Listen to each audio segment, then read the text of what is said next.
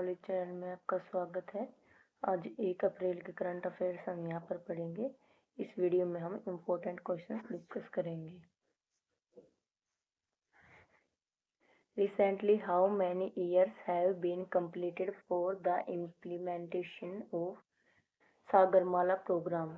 हाल ही में सागरमाला कार्यक्रम के कार्यान्वयन को कितने वर्ष पूरे हुए हैं? तो ये हुए हैं 10 वर्ष।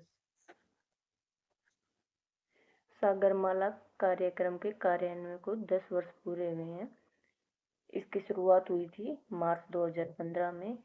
इसका कार्यान्वयन निकाय ये बंदरगाह, नौवहन और जलमार्ग मंत्रालय। इसकी कुल परियोजनाएं 839 परियोजनाएं और 5.79 लाख करोड़ और पूर्ण योजनाएं 272 परियोजनाएं 1.41 लाख करोड़ का निवेश। तटीय नौवहन वृद्धि पिछले दशक में 118% वृद्धि। अंतर्देशीय जलमार्ग कार्गो वृद्धि ये 700% वृद्धि है। रोपैक्स फेरी यात्रियों की संख्या 40 लाख प्लस यात्रियों को लाभ। और वैश्विक बंदरगाह रैंकिंग 9 भारतीय बंदरगाह शीर्ष 100 में और विशाखापट्टनम शीर्ष 20 में। सागरमाला 2.0 निवेश 40,000 करोड़ बजट 12 लाख करोड़ निवेश का लक्ष्य है। Recently, who launched a special summer vacation calendar for children? हाल ही में किसने बच्चों के लिए विशेष ग्रीष्मकालीन अवकाश कैलेंडर लॉन्च किया? तो ये किया है प्रधानमंत्री नरेंद्र मोदी ने। ग्रीष्मकालीन अवकाश कैलेंडर ये भारत पहल के माध्यम से बच्चों को नए कौशल सीखने के लिए प्रोत्साहित करता है और ये भारत शिक्षण गतिविधि है। ये जन औषधि केंद्र, समावर्ती गांवों, सांस्कृतिक आयोजनों और अंबेडकर जयंती पदयात्रा का दौरा शामिल है। जल संरक्षण को बढ़ावा, जल संचय, जन भागीदारी अभियान और कैच द रेन अभियान के तहत जल संरक्षण को प्रोत्साहित किया। वस्त्र अपशिष्ट प्रबंधन, भारत वस्त्र अपशिष्ट उत्पादन में तीसरे स्थान पर। स्टार्टअप्स तक फैशन और वस्त्र पुनर्चक्रण पर ध्यान केंद्रित कर रहे हैं। योग और पारंपरिक चिकित्सा, लोगों को योग अपनाने के लिए प्रेरित किया। भारतीय पारंपरिक चिकित्सा में वैश्विक रुचि को उजागर किया। Recently, how many years did Microsoft celebrate? हाल ही में माइक्रोसॉफ्ट ने कितने वर्ष पूरे होने का जश्न मनाया? तो ये मनाया है उन्होंने 50 वर्ष पूरे होने का। माइक्रोसॉफ्ट जो दुनिया की सबसे प्रभावशाली प्रौद्योगिकी कंपनी में से एक है, उसने 4 अप्रैल 2025 को अपनी 50वीं वर्षगांठ मना रहे हैं।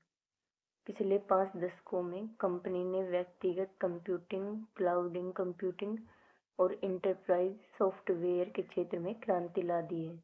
इस ऐतिहासिक अवसर पर माइक्रोसॉफ्ट अब कृत्रिम बुद्धिमत्ता AI के क्षेत्र में अग्रणी बनने की दिशा में तेजी से काम कर रही है।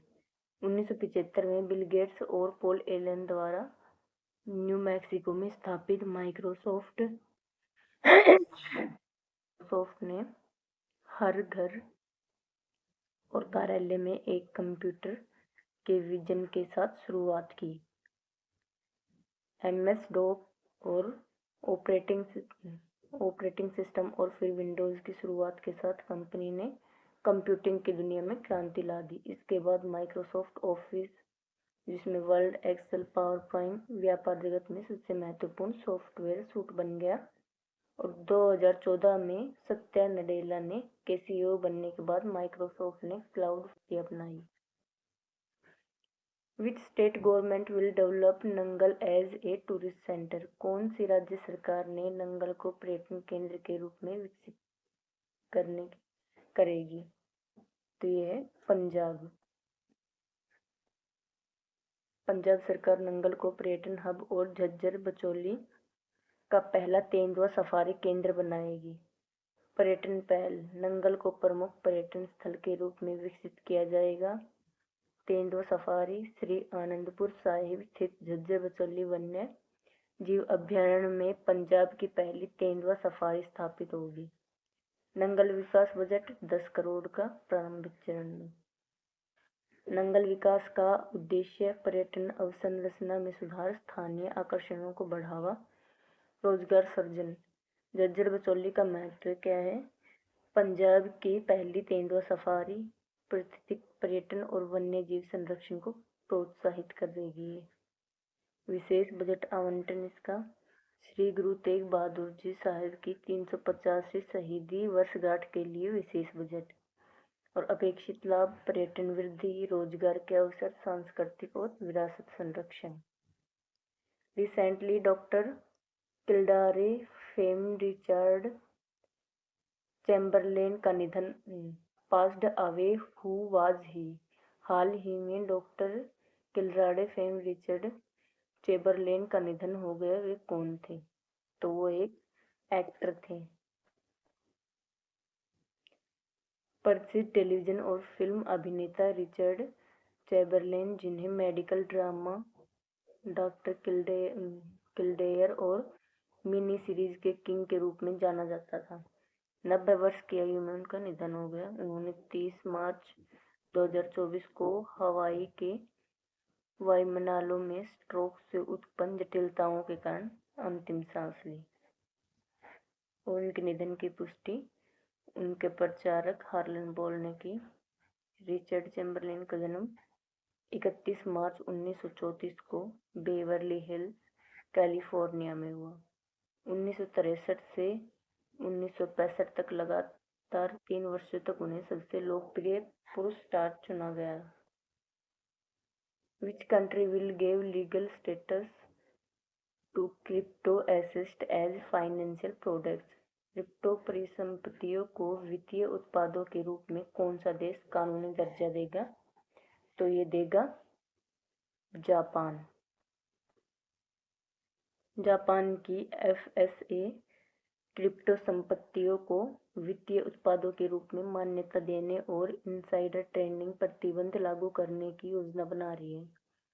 इसका नियामक प्राधिकरण जापान की वित्तीय सेवा एजेंसी FSA और संशोधित वित्तीय साधन और विनिमय अधिनियम। अपेक्षित समय रेखा 2026 तक संसद में विधेयक पेश किया जाएगा। इसमें मुख्य बदलाव, क्रिप्टो संपत्तियों को वित्तीय उत्पादों का दर्जा मिलेगा। इनसाइडर ट्रेडिंग कानून क्रिप्टो बाजार पर लागू होंगे। निवेशकों की सुरक्षा और बाजार पारदर्शिता को मजबूत किया जाएगा। निवेशकों पर प्रभाव, बेहतर सुरक्षा, नए निवेश के अवसर। क्रिप्टो व्यवसायों पर प्रभाव, अनुपालन, बढ़ी हुई संचालन लागत लेकिन अधिक वैधता। वैश्विक प्रभाव, जापान का ये कदम अन्य देशों को भी क्रिप्टो बाजार के लिए समान नियम बनाने के लिए प्रेरित कर सकता है। Who was recently appointed as personal secretary of Prime Minister Narendra Modi? हाल ही में प्रधानमंत्री नरेंद्र मोदी की निजी सचिव किसे नियुक्त किया गया है? तो ये नियुक्त किया गया है निधि तिवारी को। निधि तिवारी को प्रधानमंत्री नरेंद्र मोदी की निजी सचिव नियुक्त किया गया है। आधिकारिक अधिसूचना कार्मिक और प्रशिक्षण विभाग DOPT द्वारा उन्हें 29 मई 2025 को जारी किया गया है। इनका पिछला पद प्रधानमंत्री कार्यालय PMO में उप सचिव, नवंबर 2022 से मार्च 2025 तक। इनका पूर्व अनुभव विदेश मंत्रालय में निशस्त्रीकरण और अंतर्राष्ट्रीय सुरक्षा मामलों के प्रभाग में अवसर सचिव। इनका महत्व, PMO की दक्षता में वृद्धि, महिला नेतृत्व को बढ़ावा और भारत की विदेश नीति को मजबूती। Recently, UNESCO released a report titled Education and Nutrition: Learn to Eat Well in program organized by which country? हाल ही में यूनेस्को ने किस देश द्वारा आयोजित कार्यक्रम में education and nutrition learn to eat well नामक एक रिपोर्ट जारी की? तो ये किस देश के आयोजन में तय किया था? फ्रांस में। यूनेस्को ने 27 से 28 मार्च 2025 को फ्रांस के द्वारा आयोजित न्यूट्रिशन फॉर ग्रोथ कार्यक्रम के दौरान education and nutrition learn to eat well नामक एक रिपोर्ट जारी की। ये report research consortium for school health and nutrition के सहयोग से तैयार की गई है। इस रिपोर्ट में स्कूलों में दी जाने वाली भोजन की पोषण गुणवत्ता पर चिंता जताई गई है। 2024 तक दुनिया भर में लगभग 47% प्राथमिक विद्यालयों में छात्रों को स्कूल भोजन मिलता था, लेकिन यूनेस्को की रिपोर्ट के अनुसार इसमें से कई भोजन पोषण संबंधी आवश्यकताओं को पूरा नहीं करते। इसमें यूनेस्को रिपोर्ट के प्रमुख निष्कर्ष: पोषण पर पर्यवेक्षण की कमी। 2022 में लगभग 27% स्कूल बिना किसी पोषण विशेषज्ञ की सलाह के भोजन तैयार किए गए। समिति खाद्य कानून। 187 देशों में से केवल 93 देशों में स्कूल खाद्य नीतियों पर कानून मौजूद है। और खाद्य मानकों की कमी। केवल 65% देशों में स्कूल कैंटीन और वेंडिंग मशीनों में बेचे जाने वाले खाद्य पदार्थों के लिए स्पष्ट मानक निर्धारित किए गए हैं। दुनिया भर में सफल पहल। तो ब्राजील में राष्ट्रीय स्कूल भोजन कार्यक्रम में अल्ट्रा प्रोसेस्ड खाद्य पदार्थों पर प्रतिबंध लगाया गया है। चीन में स्कूलों में डेयरी उत्पादों और सब्जियों को शामिल करने से पोषण स्तर में सुधार हुआ, विशेष रूप से ग्रामीण क्षेत्रों में। नाइजीरिया में home grown school feeding programme से प्राथमिक विद्यालयों में नामांकन दर 20% बढ़ी। और भारत में महाराष्ट्र में फोर्टिफाइड ऑर्गेनिक बाजरा पर्ल मिलेट को स्कूल भोजन में शामिल करने से किशोरों की संज्ञानात्मक क्षमता में सुधार हुआ। Recently when was Rajasthan day celebrated? हाल ही में राजस्थान दिवस कब मनाया गया? तो ये मनाया गया है 30 मार्च को। 30 मार्च को मनाया गया है राजस्थान दिवस, जिसे हम राजस्थान स्थापना दिवस भी कहते हैं। ये हर साल 20 मार्च को मनाया जाता है। ये दिन 1949 में जोधपुर, जयपुर, बीकानेर, जैसलमेर और ऐसी रियासतों के एकीकरण और ग्रेटर राजस्थान के गठन की स्मृति में मनाया जाता है। ब्रिटिश शासन के दौरान ये क्षेत्र राजपूताना के नाम से जाना जाता था। राजस्थान भारत का सबसे बड़ा राज्य है और अपनी समृद्ध सांस्कृतिक विरासत, ऐतिहासिक महत्व और भव्य स्थापत्य कला के लिए प्रसिद्ध है। 1948 से 1956 के बीच 7 चरणों में राजस्थान का एकीकरण हुआ। Who announced the theme for international yoga day 2025? किसने 2025 के अंतर्राष्ट्रीय योग दिवस के लिए थीम की घोषणा की? तो ये की है प्रधानमंत्री नरेंद्र मोदी ने। प्रधानमंत्री नरेंद्र मोदी ने अपने मन की बात संबोधन में अंतर्राष्ट्रीय योग दिवस IDY 2025 की थीम योग for one earth one health घोषित की है। मोरारजी देसाई राष्ट्रीय योग संस्थान इस वर्ष की योग दिवस की गतिविधियों का नेतृत्व कर रहा है और योग महोत्सव में 100 दिवसीय काउंटडाउन अभियान शुरू किया गया है।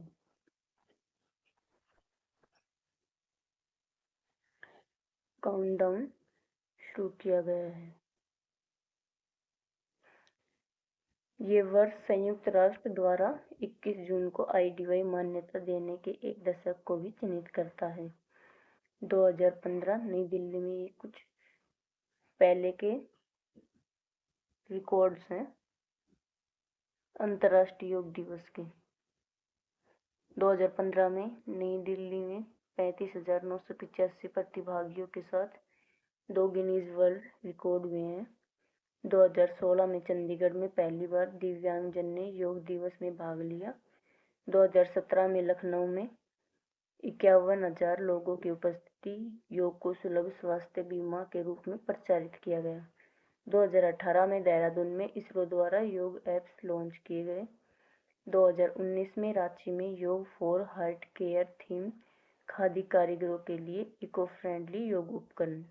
2020 वर्चुअल 12.6 करोड़ प्रतिभागी माई लाइफ माई योग प्रतियोगिता। 2021 वर्चुअल योग फॉर वेलनेस थीम 496.1 मिलियन लोगों तक पहुंच। 2022 मैसूर मैसूरू, गार्डियन रिंग, योग रिले और वीआर प्रदर्शन। 2023 जबलपुर व यूएन मुख्यालय 23.44 करोड़ प्रतिभागी, ओशन रिंग ऑफ योग और 2 गिनीज रिकॉर्ड। 2024 में श्रीनगर में बारिश के बावजूद 7,000 प्रतिभागी, इसरो का स्पेस योग 24.53 करोड़ वैश्विक सहभागिता। Recently, Dr. J. Bhattacharya was confirmed by the US Senate as which director of the NIH। हाल ही में अमेरिकी सीनेट द्वारा डॉक्टर जय भट्टाचार्य को NIH के कौन से निदेशक के रूप में पुष्टि दी गई? तो ये दी गई है उन्हें 18वें निदेशक के रूप में। इंस्टीट्यूट ऑफ हेल्थ के 18वें निदेशक के रूप में पुष्टि हुई है और ये 25 मार्च 2025 को, और ये कहाँ हुआ है? संयुक्त राज्य अमेरिका में। और ये नामकरण किया है राष्ट्रपति डोनाल्ड ट्रंप ने। और मतदान में 53 में से 47 इनके पक्ष में थी। और इनकी जिम्मेदारियां हैं चिकित्सा अनुसंधान, वित्त पोषण, स्वास्थ्य नीतियों की देखरेख और सार्वजनिक स्वास्थ्य नवाचार को बढ़ावा देना। शैक्षणिक पृष्ठभूमि, स्टैनफोर्ड विश्वविद्यालय से MD और अर्थशास्त्र में PhD। इनका पिछला कार्य था ग्रेट बैरिंगटन डिक्लेरेशन के सहलेखक, स्टैनफोर्ड विश्वविद्यालय में प्रोफेसर। इनकी चुनौतियां हैं सार्वजनिक स्वास्थ्य में विश्वास बहाल करना, उच्च गुणवत्ता वाले अनुसंधान को सुनिश्चित करना और दीर्घकालिक स्वास्थ्य समस्याओं का समाधान करना। Where was the 37th Kathak महोत्सव 2025 held? 37वां कथक महोत्सव 2025 कहाँ आयोजित किया गया? तो ये आयोजित किया गया है नई दिल्ली में। 37वां कथक महोत्सव 2025 नृत्य और साहित्य का भव्य उत्सव। इसके आयोजनकर्ता हैं कथक केंद्र नई दिल्ली और ये इसकी अवधि है 6 दिन और ये हुआ है नई दिल्ली में। इसका मुख्य आकर्षण है विश्व का पहला कथक साहित्य महोत्सव। इसकी विशेषताएं हैं वॉक थ्रू प्रदर्शनी, सेमिनार, पुस्तक मेला और नृत्य संध्या। प्रमुख कथक घराने इसमें लखनऊ, जयपुर, बनारस और रायगढ़। प्रसिद्ध इसके अतिथि हैं डॉक्टर विनय सहस्त्रबुद्धे, महाराज पुष्पराज सिंह, डॉक्टर अमरेंद्र खातुआ, डॉक्टर सरिता पाठक। इसमें मुख्य कलाकार और विद्वान हैं पंडित रामलाल बेरठ, डॉक्टर पुरू एवं विभा दधेच, डॉक्टर शोभना नारायण, सरस्वती सेन, विशाल कृष्ण एवं अन्य। उसका समापन स्थल है कमानी सभागार नई दिल्ली। इसका समापन दिवस के विशेष अतिथि श्रीमती अमिता प्रसाद साराभाई, डॉक्टर संध्या पुरेचा। ये किसके नेतृत्व में? श्रीमती प्रणामे भगवती, निर्देशक कथक केंद्र की। इसके प्रभाव कथक की साहित्य एवं कलात्मक विरासत को सशक्त बनाया है। भविष्य की दृष्टि, कथक की वैश्विक उपस्थिति और बौद्धिक गहराई का विस्तार। When did the Sindbad submarine sink in the Red Sea? Sinbad पनडुब्बी लाल सागर में कब डूब गई? तो ये 27 मार्च को। सिंदबाद मनोरंजन पनडुब्बी 27 मार्च 2025 को मिस्र के हंगरदार तट के पास डूब गई। 6 विदेशी पर्यटकों की मृत्यु हुई जिसमें सभी रूसी नागरिक थे। इसमें कुल यात्री 45 थे जिसमें रूस, भारत, स्वीडन और नॉर्वे से और 5 मिश्रित रूस सदस्य थे। संभावित कारण इसका लगभग 20 मीटर की गहराई पर रीफ से टकराने के कारण दबाव में गिरावट और जलभराव हुआ। प्रभाव इसका मिस्र के अंडरवाटर पर्यटन उद्योग और समग्र पर्यटन क्षेत्र के लिए झटका है और मिस्र का पर्यटन राजस्व 14.1 अरब डॉलर जो स्वेज नहर से प्राप्त राजस्व से 2 गुना अधिक था।